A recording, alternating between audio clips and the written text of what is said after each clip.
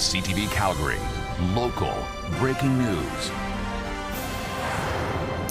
Good afternoon. After 8 days of debate, Calgary's budget has been finalized and a property tax increase is coming next year, but much smaller than first expected. Property taxes were set to increase up to 5.8% for single-family homes.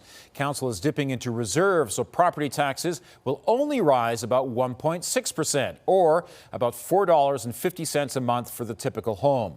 More money will go towards police, firefighters, transit, and pedestrian safety.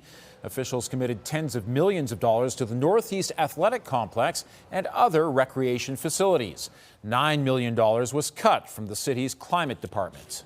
We've been working really hard, grilling department by department, asking really tough but fair questions of city administration, making sure that we're investing in the right areas, but also looking at other ways to be able to tighten our belts, just like everyday homeowners and business owners have been forced to.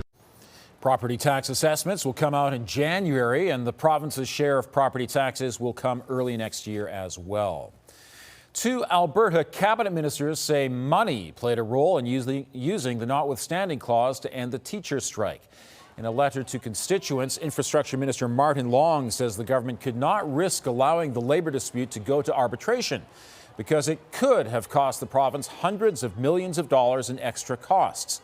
Alberta's education minister also admits forcing teachers to accept an offer they rejected was about finances. The elected leaders of this province and the Legislative Assembly need to be the ones to make the final decision, especially on something that can have significant policy and financial implications. Those final decisions should rest with elected officials and not unelected individuals like an arbitrator.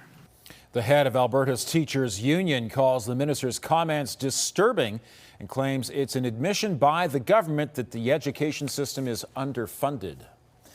The holiday season is upon us, and police are ready with check stops to catch impaired drivers. If you're going to drive, you don't drink. It's as simple as that. If you have a doubt in your mind that you haven't slept well the night before or you haven't had much to eat that day, don't take that risk and drink any alcohol at all. Of the 35 fatal collisions in Calgary so far this year, impairment was a factor in at least 5 of them. Check stops happen year-round, but are stepped up every December. Officers will stop people at random and can conduct a roadside test for drugs and alcohol, even if no impairment is suspected. People who drive impaired risk criminal charges and loss of their driver's license. Police have charged a second man in connection to some copper wire theft this summer. In August, thieves climbed into a manhole and tried to pull out telecommunication cables. Internet, cable, and landlines were cut to more than 1,200 people near Memorial Drive. Police have now charged a 38-year-old man with mischief and theft. Last month, a 40-year-old man was charged in connection to the same crime. An Alberta teen is one of the first pediatric patients to receive a groundbreaking transplant surgery. 16-year-old Raiden Delaney is one of 2 Canadians to receive a robot-assisted kidney transplant. The robotic arms make smaller incisions for a minimally invasive approach, which translates into faster recovery and less pain. The surgeon says demand for the procedure in other provinces is growing with awareness. It's like a switch. It was like, it went from me being tired all the time to me wanting to eat, drink. To see how well he is now and how good he's doing, and to actually get to see him enjoy being a kid, that's tremendous for me. The surgery was first performed last year on 20 adults at the University of Alberta Hospital. There's a new way to help the Calgary Hitmen reach an ambitious goal for this year's teddy bear toss.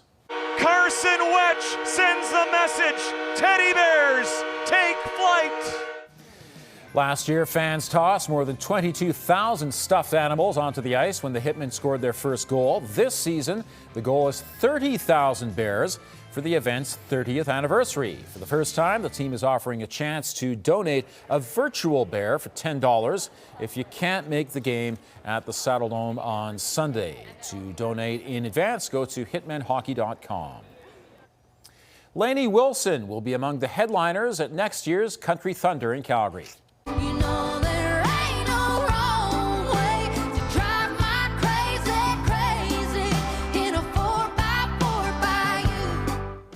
Wilson is a Grammy winner and this year's Country Music Association Entertainer of the Year. The festival's dates have been moved from August to June 26th to the 28th.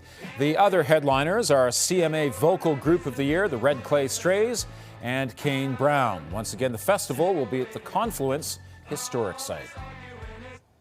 Thanks for joining us. Our evening news is preempted today for the NFL. We'll have more on the top stories on our webcast at 5 p.m. or anytime online at ctvnewscalgary.ca.